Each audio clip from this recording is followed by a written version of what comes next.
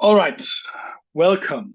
So according to my watch, it's 6 o'clock at least here in Berlin, and I welcome you to this webinar. First, a few words about the purpose of this webinar. Um, we have already made a series of webinars, and they were about the technology behind AI chatbots for libraries. This is the first webinar where we talk a little bit more about the economical and legal implications of the chatbot, as well as some practical information on how to set it up and what issues you have to deal with and what the conditions are. This is why we call it leadership webinar, because it's supposed to deliver you most of the information you would need to decide on whether a chatbot is something for your library or not. We have a tight schedule, so there are a lot of things to talk about. So I'm afraid we will have little time in the end for questions, if any. I encourage you, however, to either put your questions into the chat during the webinar or to send an email later, or, and that would be the best, once we close the webinar, there will be a questionnaire for you to fill in. We ask you to do that, and it would be very helpful for us, very informative. It would also help us to improve future webinars. And you can also use some of the questions to question us yourselves, and we will get back to you. Whatever you choose in these three options, we'll come back to you and hopefully answer you to your satisfaction. So let's go. By the way, all the images in this webinar are, of course, created by AI. And I'm very proud of this image because it's the first time I was able to create a female librarian without wearing glasses. Talking about bias, usually all my female librarians that I create with ChatGPT in this case wear glasses for whatever reason.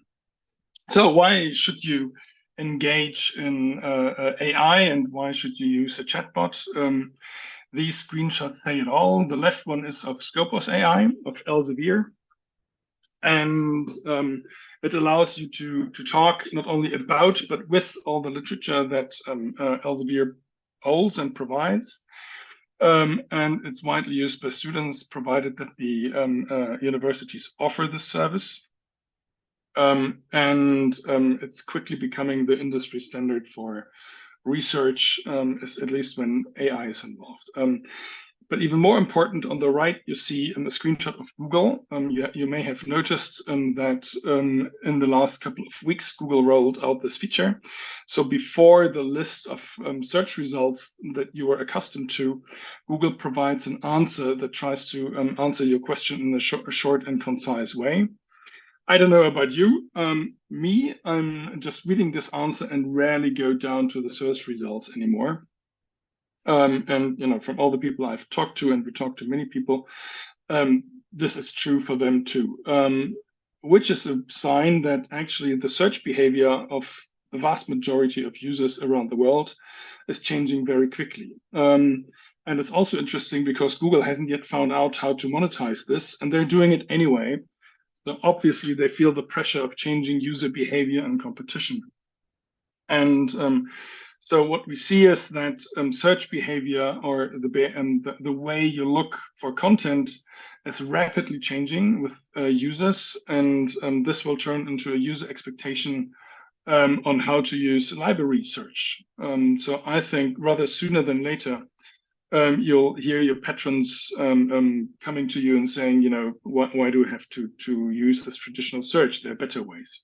So I think it's actually more relevant for now and for universities because especially the younger generations actually stop using Google and ChatGPT, which is, by the way, why Google did this.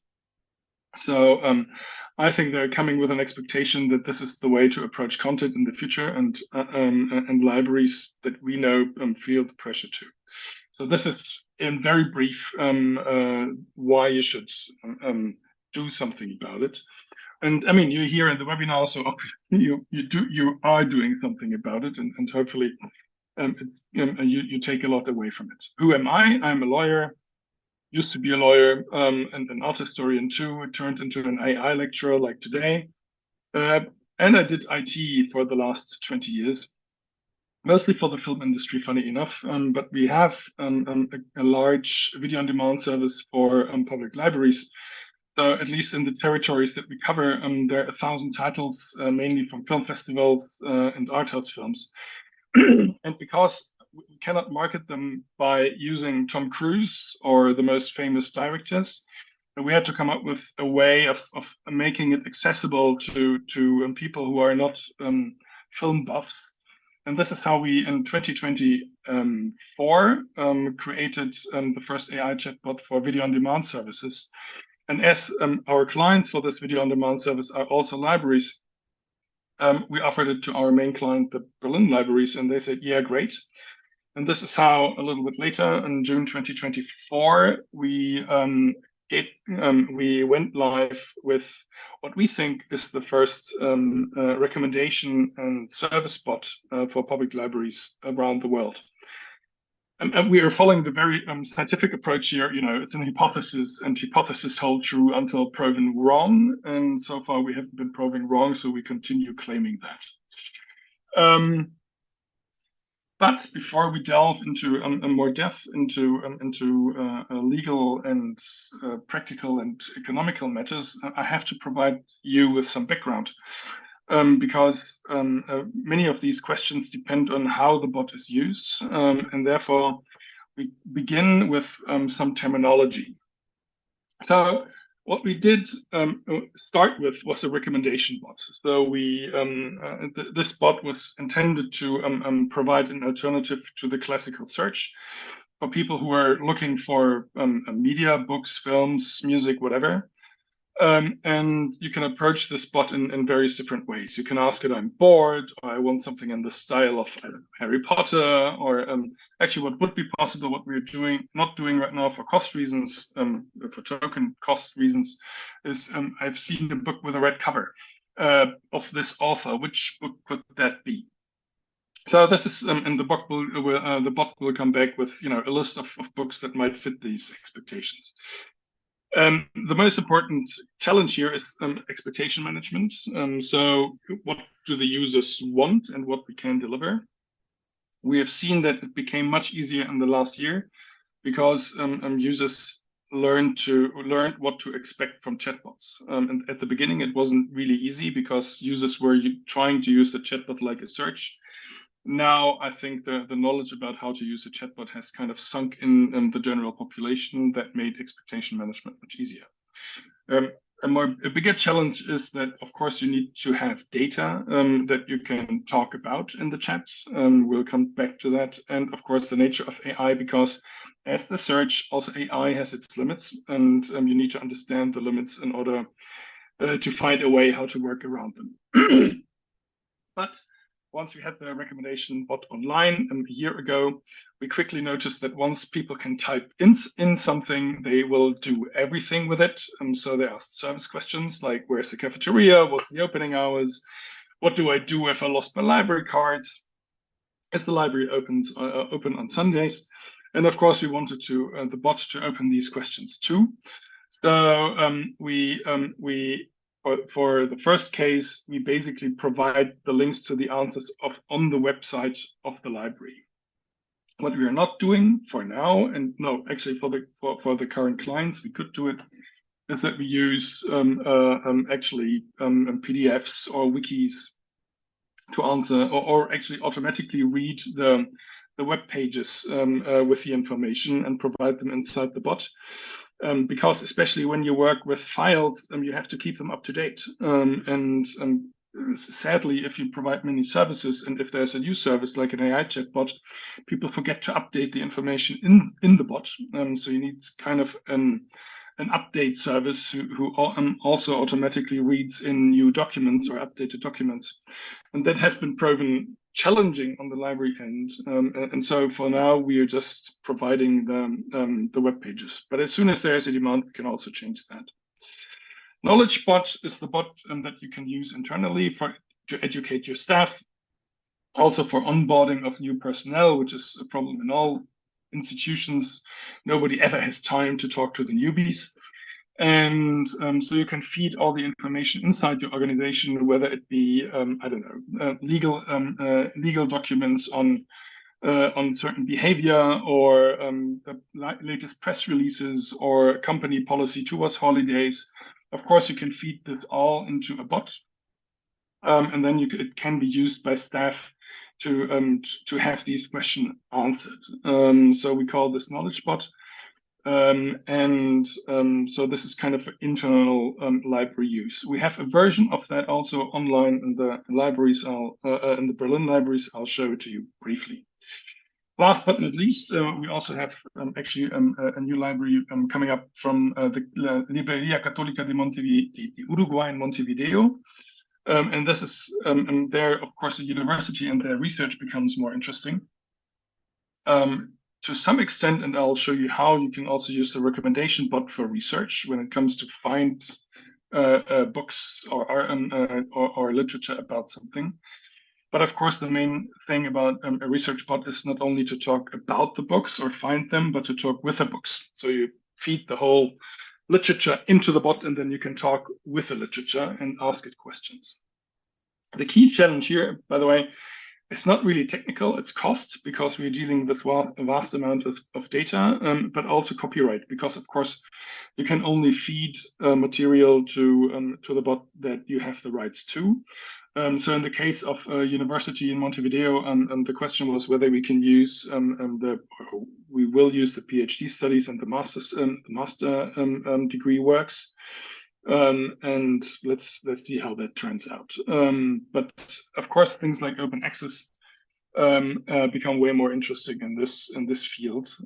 But there needs to be, I think there needs to be a lot of sorting out to be done, because of course you have Scopus AI of Elsevier, you have Ex Libris providing AI.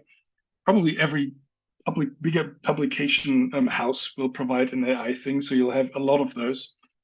And of course, that won't be sustainable for a long period of time. So things will happen there too. We are curious. Okay, so this about the terminology. Now the basic workflow, it's called the RAG workflow. In previous webinars, I've shown this in detail. So if you don't really, if this goes too quick for you, there are technical webinars with me online that will explain this in detail. I want to focus here on the use of LLMs because these are cost and relevant and have legal implications. So contrary to common belief, the LLMs are used twice. First, when we put in the data, which could be for the recommendation bot, the Mark 21 data, or user data, if you want to base your recommendations on user behavior, or if you're allowed to do that. HTML, if we, for service bots, read the websites. All this information needs to be turned into so-called embeddings, which are basically vectors or a very large number that contains all the information that we feed the bot with. We store this information then in our vector database, which is hosted in Düsseldorf, Germany. And there the information stays. So once a conversation begins, the conversation is again turned into an embedding, then processed by the vector database, returned to the LLM, which then provides the answer. So this conversation again is using the LLM, and since the LLMs, all of them, OpenAI, Mistral, Google, have a business model where they charge per usage. These are the tokens. Of course, every conversation costs a certain amount of money, and also we are of course shipping data around, so that has legal implication when it comes to privacy concerns. And this is how the models are integrated in our workflow. RAG workflow is, by the way, a name for retrieval augmented generation, which is the way we teach the bot our data. So also something important to know, we don't train a bot we don't even fine tune a bot. In every conversation we provide, we don't touch the bot. In every conversation we provide the bot with the information it needs to hold this specific conversation, which of course has the consequence that we pass around a lot of information during a conversation.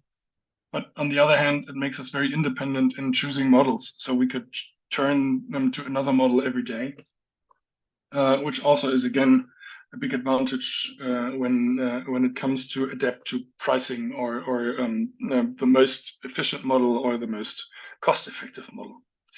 All right, so this is the background. Also, something that I really is important for us is expectation management, especially in this case, expectation management towards library staff, because oftentimes when we discuss with librarians, the problem is that they expect the chatbot to be a search, but with a bit of AI around it, kind of a search that can speak, so to say. And that is not the case. AI chatbot is something completely different. It's a conversation, so the bot can ask back, can clarify. Whereas, so the procedure is you have questions, you can rephrase the questions, the bot can ask back. So it's a conversation. Whereas in the search, you type in keywords, and if the keywords don't provide the results, you type in another keyword. So this is a different process. Also, the point about the chatbot is that it provides an answer, which you have just seen with Google, and not a list of results. But this answer is based on a probability calculation. So it tries to calculate the most probable answer based on the question you have just posed.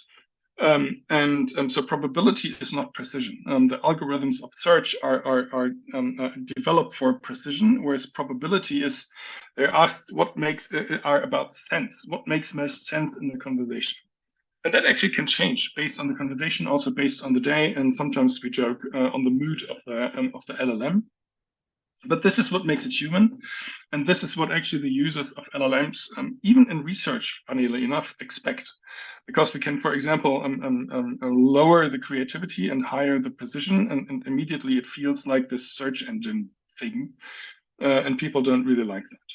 So this is the first thing. And an AI chatbot is not a search, not even close. It's just a different approach. And we think, of course, a future approach. By the way, that doesn't mean that they're hybrid approaches. So I think in the future, you'll have agents who then independently decide on what to use. So either a search approach or a chat approach, or even include, this is what we actually did, some search elements into the chatbot, into the chat. We did that actually for very rare names and authors. But how that works, actually, I have to refer you to a previous webinar where I explain all this. So, and the next thing that is very important is that a bot only knows what it has been taught. Should be it should be evident, but it's not. The bot only knows what it has been taught. So, and there are two sources for this knowledge in our setup. The first is the intrinsic knowledge, or all this knowledge that the LLM has been trained on by OpenAI or Google or whoever, Mistral. So this is what the bot knows intrinsically. And the second part of the knowledge is the RAG knowledge. Basically, this is the knowledge you provide, either with the Mark 21 data or with your service files and websites. And so only this, and especially when it's specific information about opening hours, probably the intrinsic knowledge doesn't know. So you have to provide it. And if it's not there, it's not there. So this, for example, becomes very relevant when we talk about journals, because usually journals rarely have summaries about the articles inside the journal, which leads us with many libraries to exclude journals from the list of recommendations and also from the research results. Because if we don't know what's inside the journal, how can the bot talk about it? So this is a very important point. So don't be disappointed if the journals are not there, because if the bot doesn't know, he cannot recommend it. An important part here is that the AI has to be taught. everything that it has, it should and is expected to talk about. Also, and it has to be learned. So you have to learn, and the patrons have to learn how to use the AI.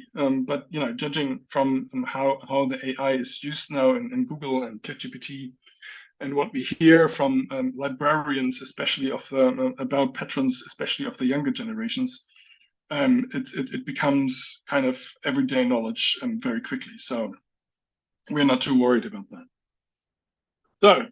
So this is kind of an intro to understand a bit of the background of what we're doing. And but now, without further ado, I'll show you a bit what in practice what we're talking about. So everything now comes for me the more interesting part, because as I said, AI is probability, and it's always a surprise in a live environment what happens.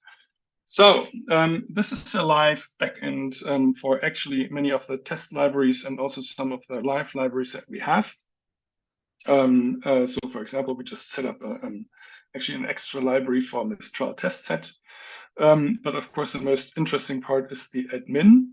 Here, by the way, we just introduced, very proud, a test environment. So you can create like 100 test questions, put them, collect them in data sets, and then run these data sets against different models, different prompt sets, or different embedding sets. Very interesting thing. Again, technical question. I will show that in a later webinar. But to see actually a live bot in action, I think the best is to go to the web, because they're very big. They have a large data set, 3.5 million data. And as you can see, they have their own infrastructure. The bots I've shown you before, these bots use a shared infrastructure here, where they're all in one infrastructure, which relates to, by the way, our basic cost model. And this is the advanced cost model when you have your own infrastructure. Your own infrastructure basically means you have your own staging server where you can test stuff before it goes live. You can also have innumerable test bots for internal purposes, where you test new prompts or how it behaves with languages in Arab or in, I don't know, in Persian, works in Persian. My stepmother is Persian, so works there. And new prompt sets, and that works. And here you can test. And this is what we will do later. But and how that works in real life, I'm just showing you now. So this is the recommendation bot of the web libraries. Having said that it's a recommendation bot, here on the bottom right is the button. So it's open, of course. Everybody can use it also in all the languages. It should work in Arab. It does work in Farsi. It works also in Spanish, of course. It starts in German because it's a Berlin library, but whatever language you choose, it will hopefully answer in this language. So I say, I am interested in, I don't know, penalty law of the 17th century. So I'm having a course in the history of law in university. Interested in penalty law of the 17th century. All right, let's see what it does. By the way, this thinking process is ChatGPT thinking. That's not us. So you cannot really make that quicker. So you have 17th century. That looks good. And 17th and 18th century. So actually, why did you answer in German? Okay, it's apologizing. So can you provide the answer in English? Okay, so now it's in English. Good. So as you can see, it's a human. You can talk with it. And what you can do now, for example, is can you compare 1 and 3?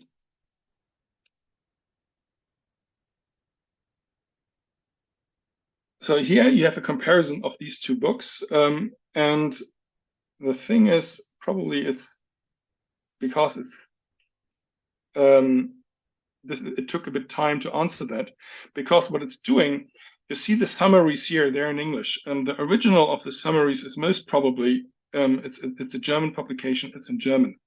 So even the summaries the chatbot translates into English, and then based on this translation, makes a summary of the differences. So, for example, scope and perspective.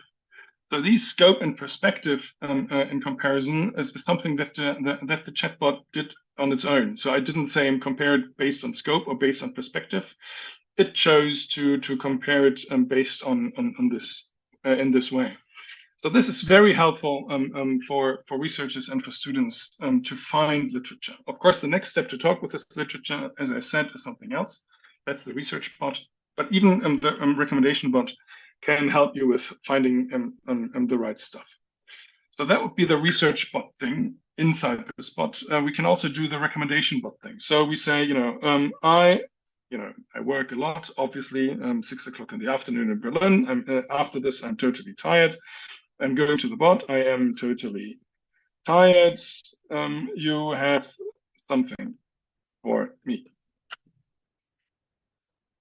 Something light. I think if you're tired is good, and I think I need a movie. By the way, now it stays in English. Learned A Week in Paradise. That's exactly what I need. So this is something that I can watch. By the way, what I can do now is go on this link, and this link will forward me to the web page of this particular film, which is a DVD in this case, on the website of the library. So this is kind of how the recommendation bot works. I could do the same for opening hours and other service questions, but I think you get the idea. To show you a little bit how this is actually working, I'll show you the back end. So what you can see here are different chatbots. These are the chatbots actually that we use for testing purposes. Tillman, that's me. Moritz, that's actually the director of technology of digital technology at the Berlin Libraries. Production. So this is actually what you have just seen. So this is the production server. You see that for Berlin, we still use GPT-4o Mini. For all the other bots, we use GPT-4.1 Mini. This is just because we didn't test enough the results before changing the model. But you could put in here Mistral, by the way, if you are as we received a little Trump shock and said, okay, we need a European version as well, also for data protection services. But of course, you can choose all the models of ChatGPT and OpenAI here. You see here the prompts, that are in German, but you can also be in every language. And this is how it looks. You can say, for example, how many results you want to display. You can determine the size of the context. So there are a lot of things here that you can do. But how and specifically it can be done, I'll also refer you to previous webinars or to future webinars if there's a need. Just let us know in the chat or in the questionnaire or per email. Another thing, what we built is also for the Berlin libraries here, it's for internal purposes. You have to educate your staff in AI. Once you use AI, it's a requirement of the European Union AI Act. So here we have all the different models for the staff to compare. So they can, for example, now that a new model came up, GPT 4.1, which is the most current model for this kind of use in OpenAI. And then you can compare it to Mistral, which is actually pretty good. So there's very little quality difference between Mistral and GPT 4.1 for our purposes. So staff members can just look how it works without having their own account. So these are different ways of using the bot. I hope that was instructive for you. As I said, if you want to know how the backend works, if you want to know what kind of conversations you can have, you can actually make lists. You can make tables and organize books and tables, and depending on, for example, age rating. So this is also totally possible. But again, this would be another webinar on how conversations work. These are not the focus of this particular webinar, so I'm going back to the PowerPoint presentation. This is what we just did. We provided some use cases with the chatbot. Just very briefly, how do users react to this? So we started with a 40% satisfaction rate in July 2024. By the way, we measure the satisfaction rate because at the end of a conversation, we provide also a very little questionnaire where people can complain or people can say it's just great. Sadly, and you all know that people just only want to talk when they complain, but sometimes they're just generous and also say great job. And more people do that because in April 2025 we had an 82% satisfaction rate. So 10% of this responses cannot be taken too seriously. So, for example, we have a response, yeah, the information I needed for my research were great, but when I asked you to create a playlist of music that I can hear when I'm doing my research, that really sucked. So okay, that's a user response, but not really our claim to provide playlists. So 10%. If they're only 10% are not satisfied, we are very happy. By the way, that's not really because, or maybe because we have learned a lot in our job, but it's also we can see that in the type of the answers that we get. I said the users every day learn better about how to use AI and what to expect from AI, and also of course the models themselves getting better. So this is actually the result why the satisfaction rate increases. Also, what's always important to know and what we realize is that if a librarian is dissatisfied, it's not necessarily the same as if a user is dissatisfied. Because for librarians, hallucinations are a regular concern. For users, almost never. I mean, first of all, we don't have a lot of hallucinations because we tell the bot only to answer if he can provide a link to a medium that it recommends, which basically reduces the hallucinations to a minimal amount.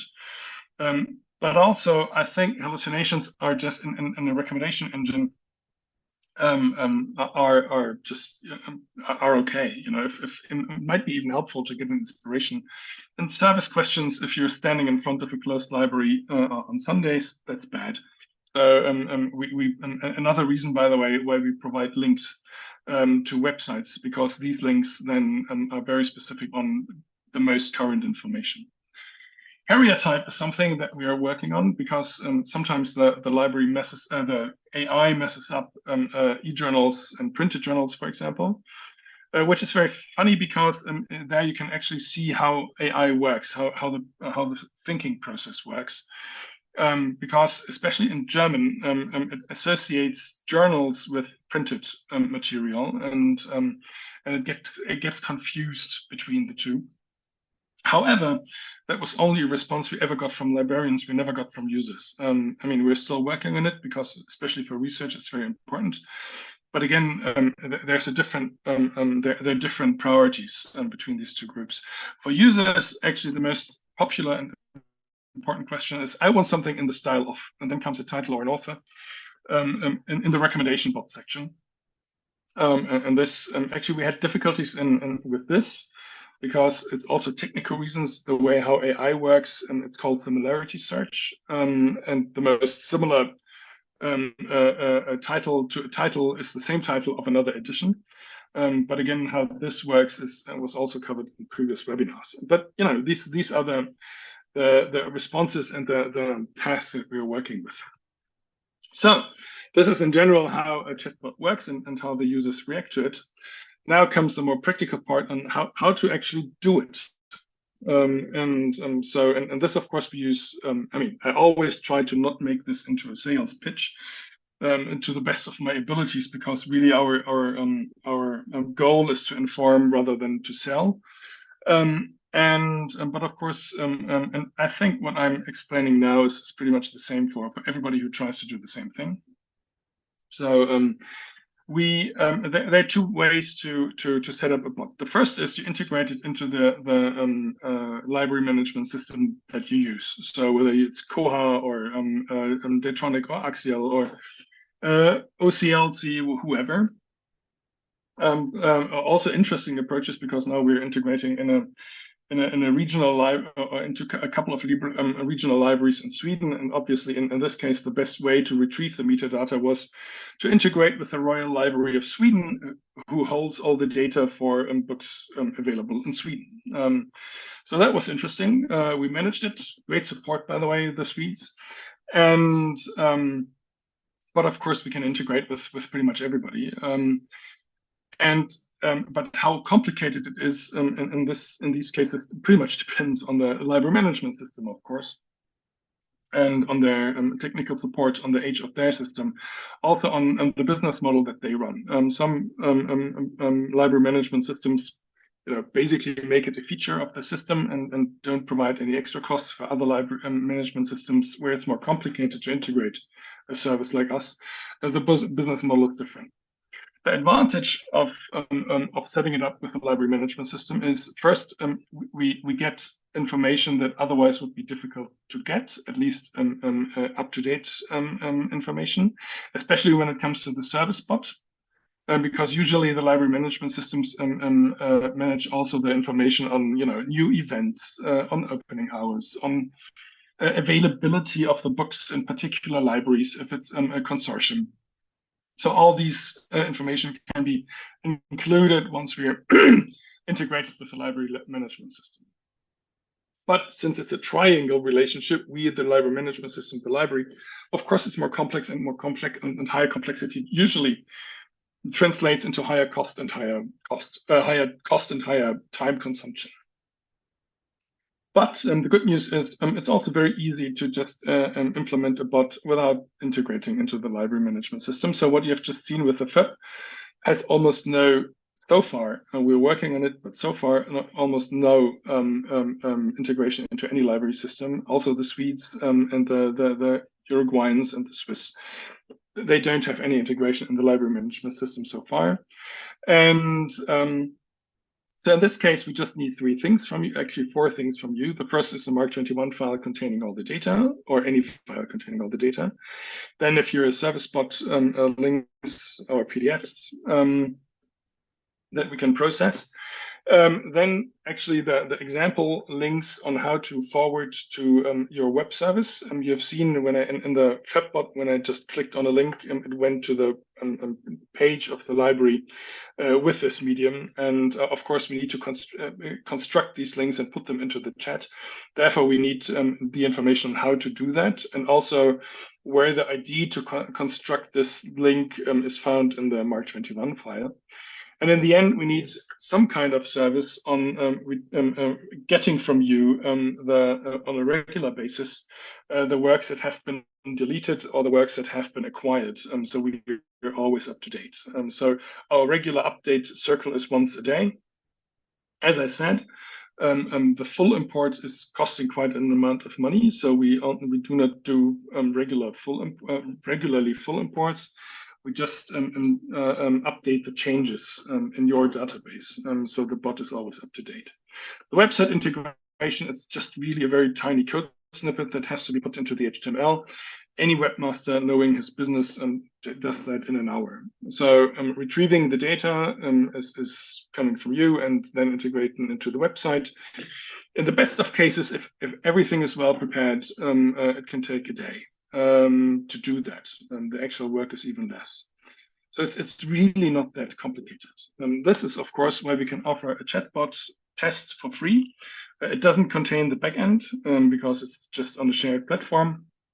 It's, of course, limited in terms of time and also in terms of data that we can process because the data costs money.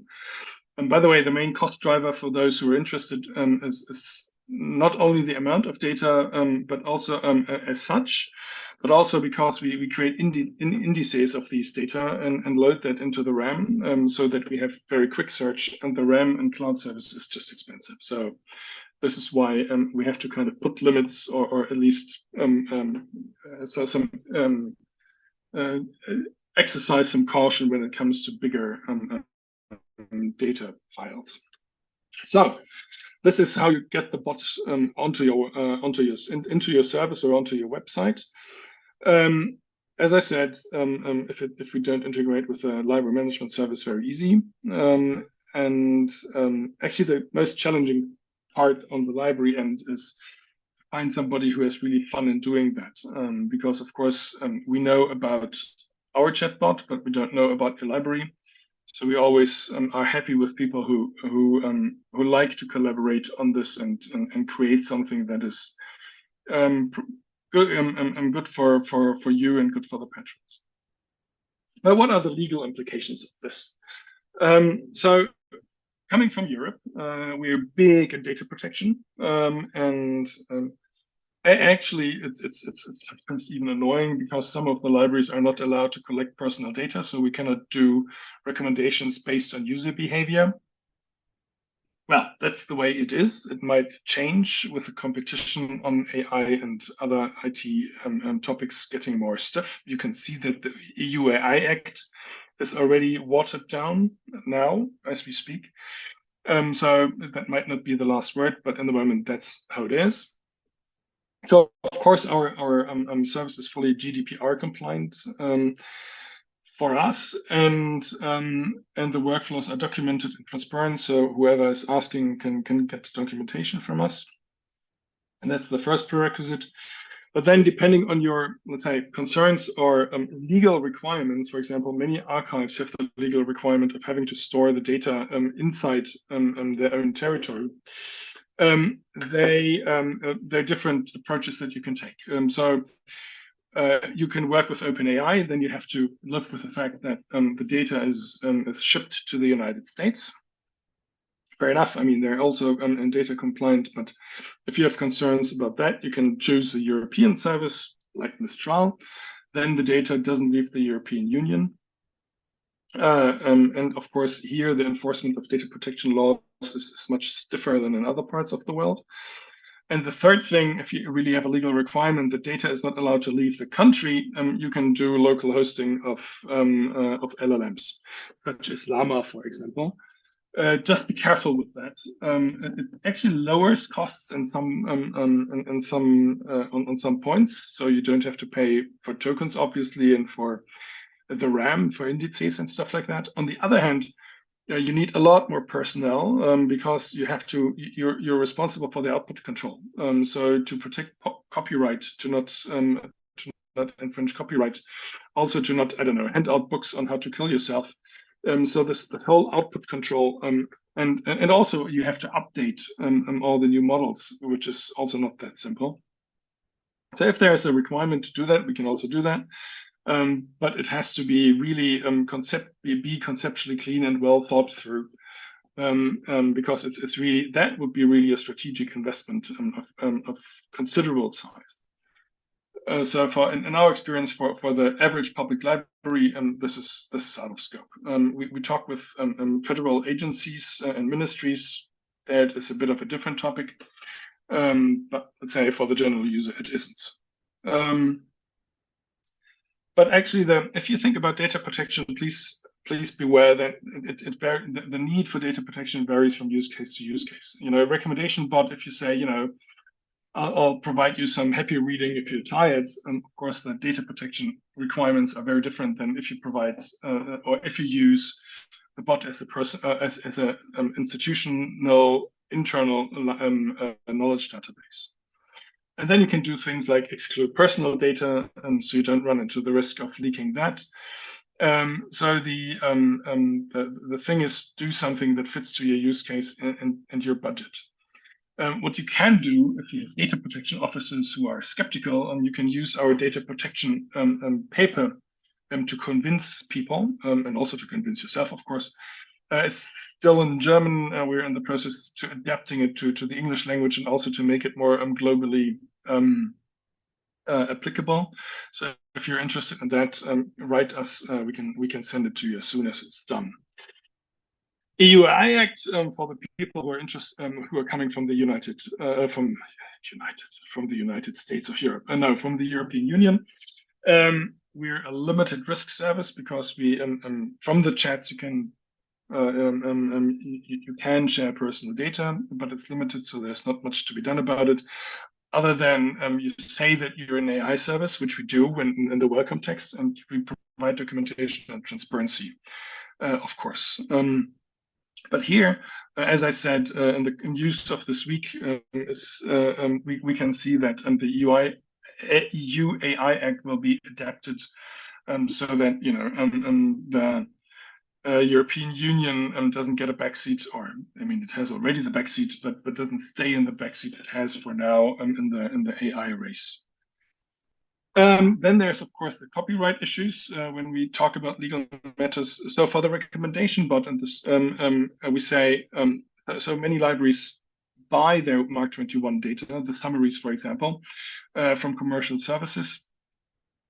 For these contractual purposes, we do say that actually the use of an AI chatbot is covered by the regular stipulations on search because it's just another way.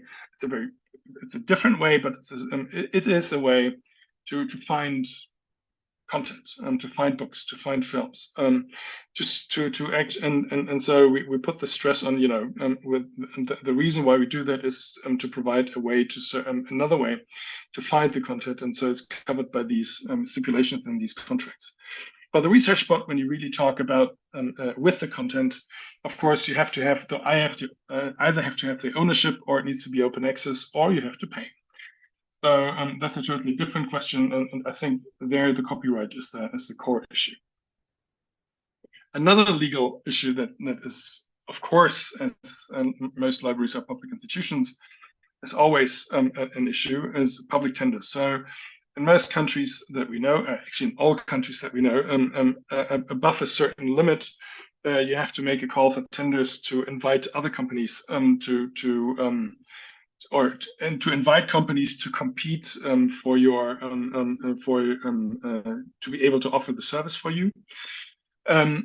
Even inside Germany, these limits vary from actually federal state to federal state. Of course, they vary from country to country, and they vary from actually even city to city sometimes here. So we don't know where these limits are. But what we do know is that we can offer, let's say, flexible approaches to budgeting when we want to stay below one of these limits. But actually, a very intelligent approach is to become a feature of the library management system if we integrate, because then you're just a feature that is paid extra. So that doesn't need to be a public tender. Also, for example, in Germany, we are now collaborating with a consortia of university libraries, and we integrate with this consortium. And as we are the only one who's integrated with this consortium, you don't need a tender because it's just a unique offer that cannot be compared to others. So that would be another a way to integrate in the consortium and then pick the service out of this consortium. Actually, it also has cost implications. It becomes much cheaper in the consortium, of course. And the last thing, again, is an hypothesis, but so far the hypothesis still holds. We're the only recommendation/service bot around the world so far. There are a number of service bots, there are a number of research bots, but recommendation service bots, we don't know of any.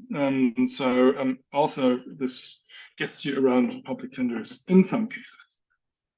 So these are possible ways to deal with that. All right, ethics. I just want to comment on the ethics because, of course, anybody who deals with a chatbot, especially from the staff, has to sometimes justify the use of AI. And fair enough. I mean, there are concerns. And so I'll just give you our thoughts on that. So the first concern, of course, is that AI will kill jobs. First of all, I think it's dishonest to say it won't kill jobs. Of course, it will kill jobs. By the way, as any new important technology kill jobs. So there are very few postal services that ride around with horses. You do email now. It will kill jobs, and sometimes it's actually the goal of AI to kill jobs in a sense when you want to save on personnel. On the other hand, it also creates jobs. As we said before, AI needs tutors, AI needs to be trained, AI needs to be trained as any other, let's say, team member in the library, and this creates high value knowledge jobs. So, as with any new technology, the scene will change, but humans will still be in the center of it all. I think so far that's very sure. Data protection, we talked about it. I think you have to, if you're worried about data protection, you have to compare it to other use cases who are similar, like Google, and compare what kind of information is being shared there and what your institution's policies are on these services. And if you're concerned, as I said, there are different scenarios where you can narrow the risk of bad usage of data down to a very little chance. Energy consumption, actually, that sucks, to be honest. We are concerned about the environment. We are concerned about energy consumption, of course, and AI uses a lot of that. The hope there is that now we're reaching a point where the AI isn't getting better with more, let's say, horsepower, with more processing power. It's believed that more process power will not result in better LLMs. So the next step is to make the LLMs more efficient, and this will and more cost effective, and this will certainly lower the energy consumption in the foreseeable future. That's a hope. No, actually, it's an educated hope, let's say. And it's not that actually, by the way, search isn't consuming any energy. AI will most certainly not rule the world. If you work with any chatbot or any AI that creates images, you will know that for sure. So if you have doomsayers around, they're usually the people who actually know AI very, very well. Or have an advantage of doomsaying, or who don't work with AI on a regular basis. So, which basically means. And you have to compare. Actually, for me, it's always funny. Compare the discussion in Europe in the 16th century on the introduction of printed books. The reaction was, yeah, wow, people, there are so many books now and so much information. People stop thinking because they're overwhelmed with all the information that comes around. We should still, write with a feather. Exactly the same arguments as today, but that still didn't stop the printed books to, be provided by libraries around the world. I think the most important part with all these concerns and justified concerns also is that to focus the discussion on the real issue, because nothing is worse than just a bad gut feeling in a discussion about risk. And so whatever the argument is, keep it down to what is the risk and what is the possible outcome and how we can lower the risk of what is at stake. All right, cost.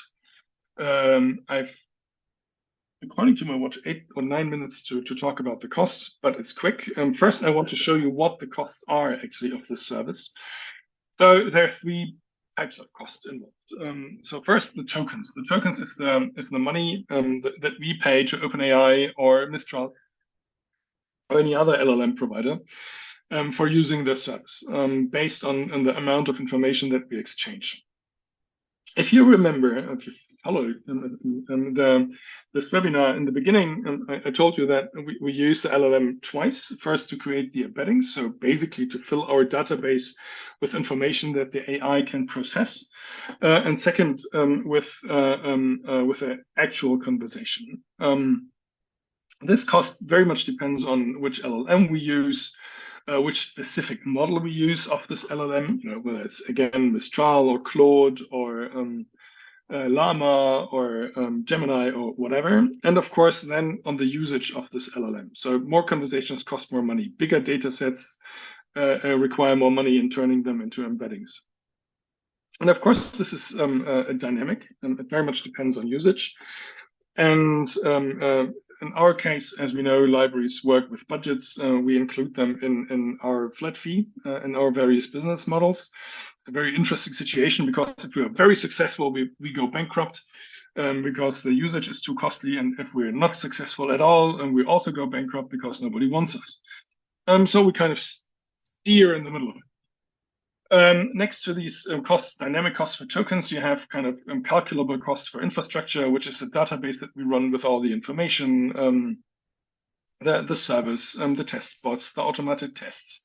All this stuff is infrastructure, and this is basically a running cost, and that is covered by the whole service. And then, of course, there's personnel, the most expensive part of it all, for customizations, for setting your library up. All the maintenance, new models arrive all the time for security updates and all the rest of it, and support. We are very accessible, so you directly talk with the developers, for example. But of course, developers are expensive and they cost, and this is how this is of course a good part of our cost structure. How does this turn into pricing? The first thing is you can get something for free. That's always good. So we can set up a test bot for you on the shared platform, so without backend, with your data. So if you send us a Mark 21 file, if you send us an example link of how we can forward to the full view of a medium, and if you tell us where in the Mark 21 data we find the ID to construct these links, we can set up a test bot for you. So you can play around with it to see whether it works. We just make limitations, of course, on the time you can use it and on the data that we process, because of course showing is believing. Then there's the basic bot, which runs on the shared platform and doesn't allow you access to your own server and to your own backend, to your own statistic backend, and to your own testing environments, but is a fully functional recommendation and service bot to some extent that you can use to make also first experiences. And then usually, the appetite comes with the food. You can, if you want to do more, then you can move to the advanced bot, which very much depends on the amount of data and the projected number of users, also the country, because of course we have quite a number of participants from Zimbabwe or Tuvalu, which we're very happy about. But of course, they don't have the same budget as a library in Switzerland, for example.